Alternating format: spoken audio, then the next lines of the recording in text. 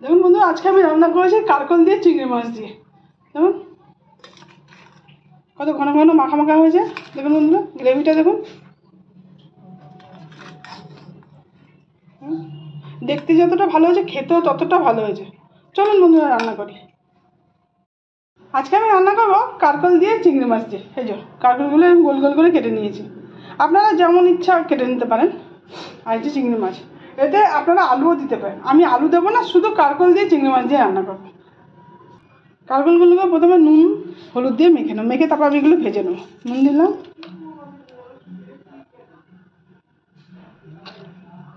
চিংড়ি মাছও একটু হলুদ দিলাম, চিংড়ি মাছটাকেও নুন হলুদ দিয়ে ভাজবো। আগে এটাকে ভেজে নেব, ভালো করে মেখে নিলাম। একটা কড়া বসেছি, কড়াতে তেল দিয়েছি, তেলটা গরম হয়ে গেছে। এবার কারকলগুলো নুন হলুদ মাখানো কারকলগুলোকে না ভেজে নেব।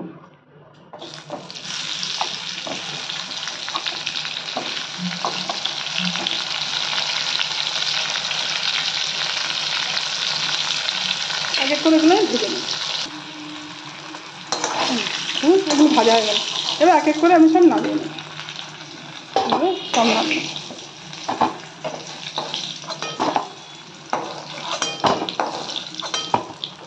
এবার আমি সবগুলো ভেজে নেব। ওগুলো ভেজে নিয়েছি, ওই তেলেতে আমি চিংড়ি মাছগুলো নুন হলুদ মাখানো ওগুলো ভেজে নেব।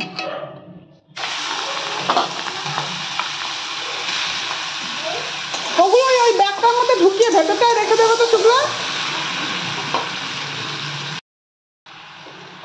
চিংড়ি মাছগুলো ভাজা হয়ে গেছে, এবার এগুলো সব নামিয়ে নেব।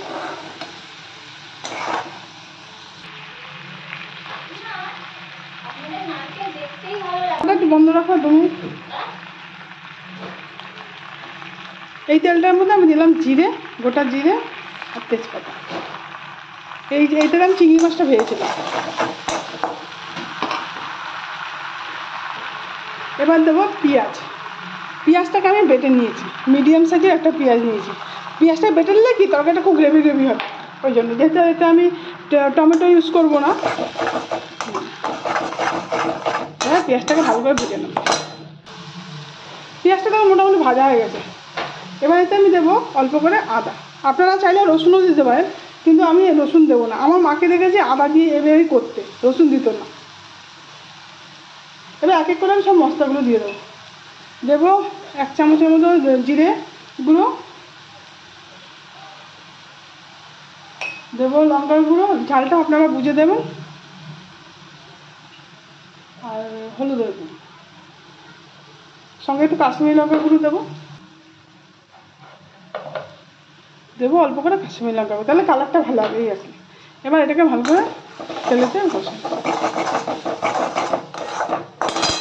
মশলা থেকে দেখুন তেল ছেড়ে দিয়েছে। এবার চিংড়ি মাছ কারকল আমি সব দিয়ে দেবো। কারকলগুলো যদিও ভাজতে ভাজতেই সেদ্ধ হয়ে গেছে।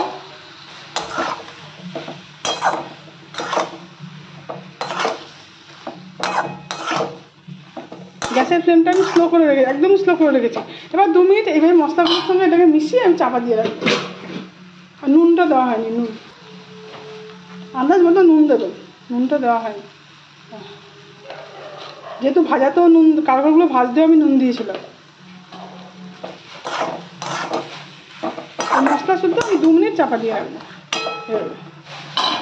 তারপর জল দেবো।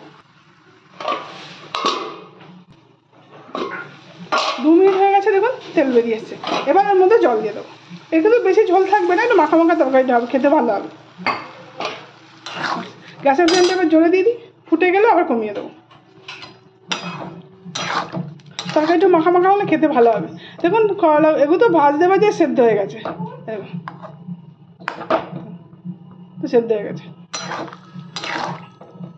আর 5 মিনিট হলে ওটা হয়ে যাবে। তুমি ফুটতে শুরু করেছে, এই পর্যায়ে আমি অল্প করে গরম মশলা দিয়ে দেবো, নেড়ে নেবো। 5 মিনিট হবে, ব্যাস হয়ে যাবে। এবার গ্যাসের ফ্লেমটা আমি একদম স্লো করে 5 মিনিট এটাকে ফোটাবো, তারপর তরকারিটা রেডি। বুঝতে দেখুন তরকারিটা আমার হয়ে গেছে। এইটুকুনি ঝোলটা আমি রাখলাম, কেন ঠান্ডা হলে না একটু আরও ঘন হয়ে বসে যাবে। হয়ে গেল আমার চিংড়ি মাছের কারকলের তরকারি। বন্ধুরা, আপনাদের যদি আমার ভিডিওটা ভালো লাগে লাইক করবেন, কমেন্ট করবেন, শেয়ার করবেন।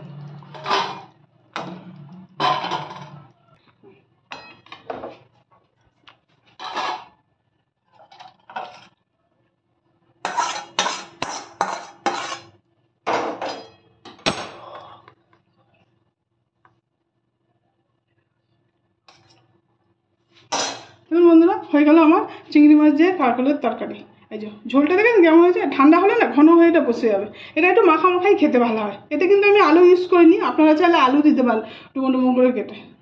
বন্ধুরা এইভাবে একদিন বানান, খান, যদি ভালো লাগে আমাকে কমেন্ট করবেন।